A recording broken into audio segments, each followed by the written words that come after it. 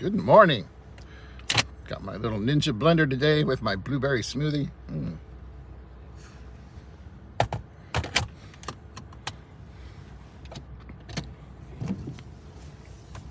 Nice cool morning here in Florida.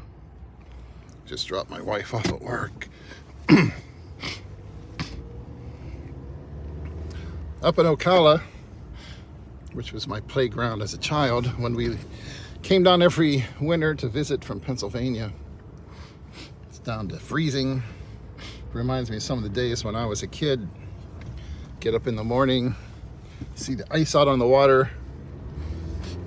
A lot of people who've never been to Florida don't realize that certain places in Florida you can get pretty cool sometimes.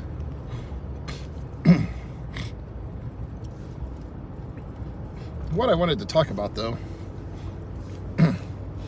a video I saw on YouTube, and they were talking about regrets that people have as older retirees. This one guy who's worked with a lot of retirees, a retirement planner and stuff, is talking about people when they're 80, 90 years old. One of the regrets they have is that they didn't spend enough money in their early retirement years.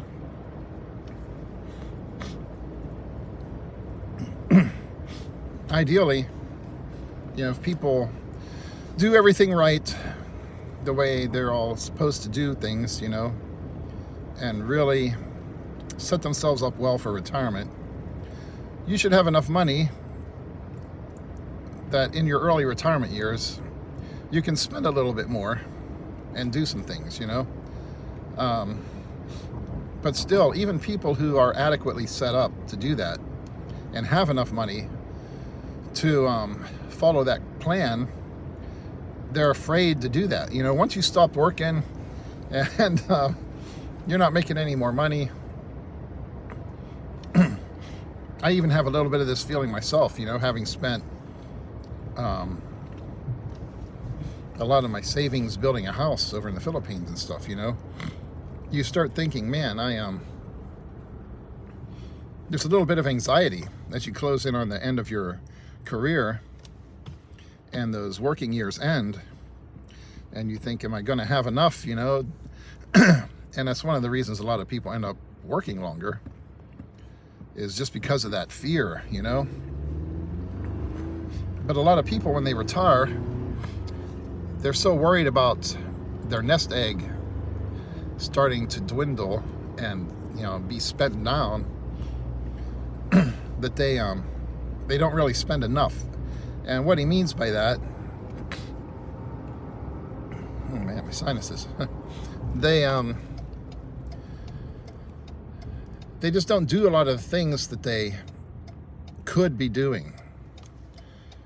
Going places, traveling around a little and things like that. And then what happens, they get up to the point where they're like 75, 80 years old, let's say, and they still got a lot of money. And they just don't, they're not in a position anymore to be out running around spending that kind of money. And they end up regretting the fact that they didn't do it earlier when they had the chance. And I started thinking about how that applies to expats. For me specifically, as someone who is planning to move to the Philippines, obviously as my base of operations when I retire, but it could apply to people, expats in any place. It could be Vietnam, Thailand, Central America somewhere. The reason so many people are moving overseas and becoming expats is because you have enough money coming in, even if you haven't gotten a huge amount of savings, you still have enough money coming in every month that you can do all those things that these retirees wish they had done when they retired. You're living in a place where the cost of living is a lot less. Especially, like the situation I'll be in. You have expenses associated with maintaining a house and things like that. but you don't have to pay rent somewhere. You know, you've already got a place to live, and the actual cost of living, when you don't have to worry about what you're going to do for shelter and a place to live, isn't really that much in some of these places.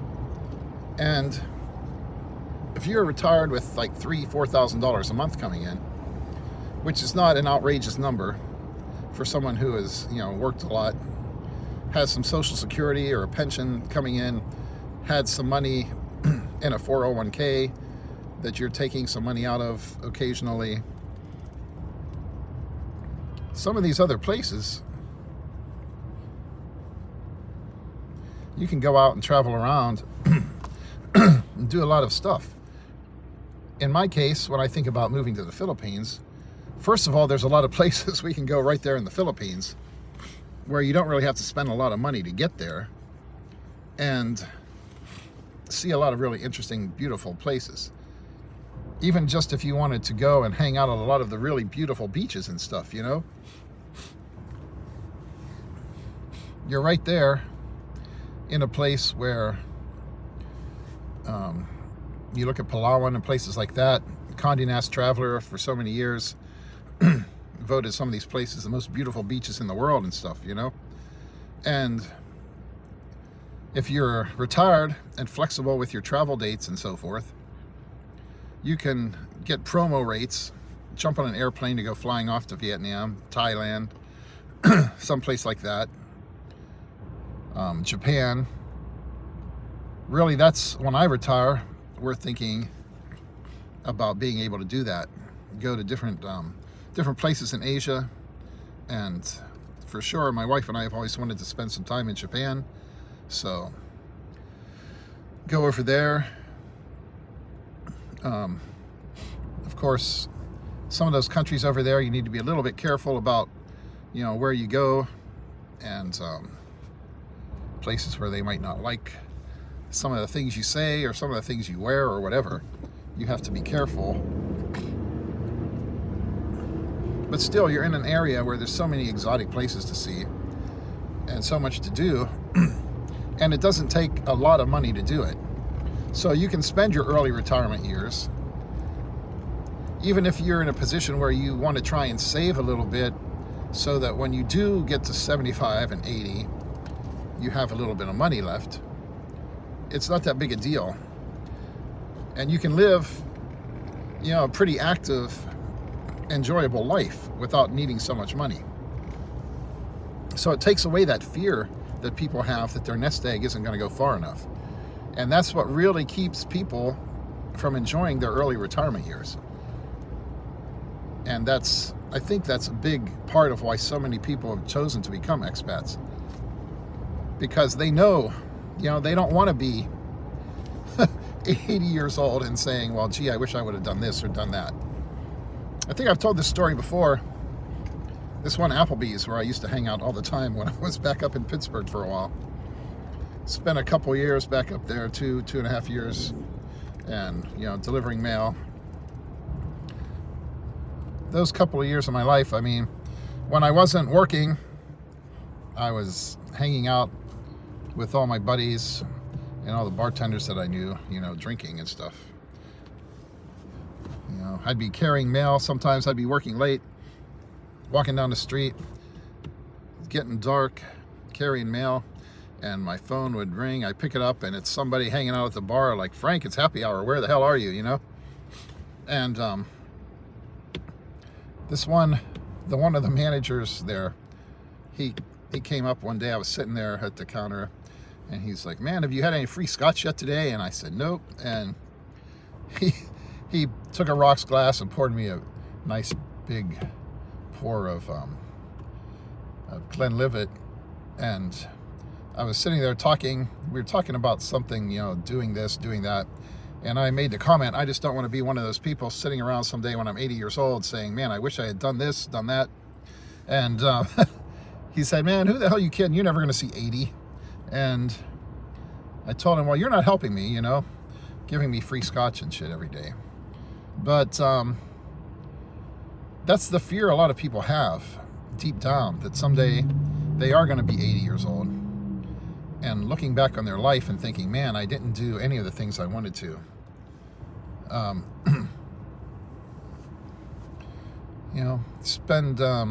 Spend your whole life working. A lot of people working pretty hard until they're 60, 65 years old. And back in the day, once you hit that age, you were just basically sitting around waiting to die almost for a lot of people. And it's not like that anymore. You think about the average life expectancy and so forth. A lot of that, once you hit a certain age, once you get to about 65, 66, 67, the odds are pretty good, if you haven't had any kind of major health issues, that you're going to end up living maybe 80, 90 years old. Because, that average life expectancy, that takes into account all the people that died a whole lot younger, too. And that is something you have to think about. Are you just going to sit around for 30 years doing nothing and then regretting it later on? So I think that's a really big attraction for a lot of us when it comes to moving overseas, finding some place where the cost of living is a lot less than it is, here in America. There are issues, people think about with healthcare and so forth. But on the other hand, some of these places you can go where healthcare is so much cheaper than what it is here in America, that it kind of compensates for that, A lot of people, I'll take a little different road today. I've been getting trapped the last couple of days behind some old guy pulling out of this one apartment complex down here. I don't want to meet him again today. A lot of people are looking at that cost of living, cost of healthcare, and realizing that it just makes more sense to go somewhere else. Because it's like with this shooting of this United Healthcare CEO. You can see the underlying resentment and the problems that a lot of people have with healthcare here in this country. They just don't feel that they're getting their money's worth anyways, There's a lot to be said for healthcare in some of these other places. It's not like they don't have healthcare in other places in this world. Obviously, you'll hear a lot of people talk about how great the American healthcare system is. And you'll hear people who defend our healthcare system, as opposed to some of the other places like England, Canada, and so forth. And they'll say, people who really want great care and don't want to have to wait, a year and a half to see a specialist, they pay the money to come here to America.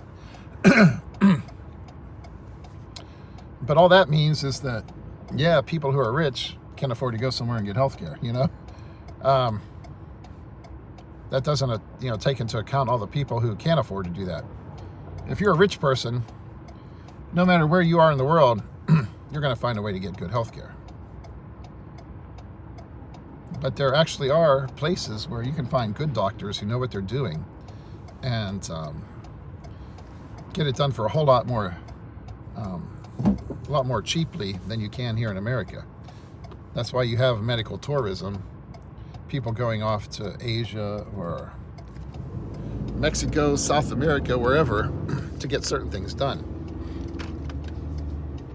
Whether it's dental work or whatever, So those are things that you need to think about. Anyways,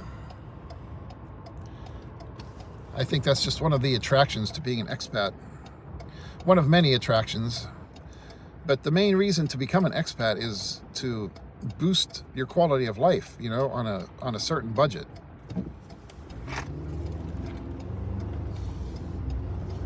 Obviously, there are lots of places, where you can go, and it's not just because you're on a budget looking for a cheap place to live.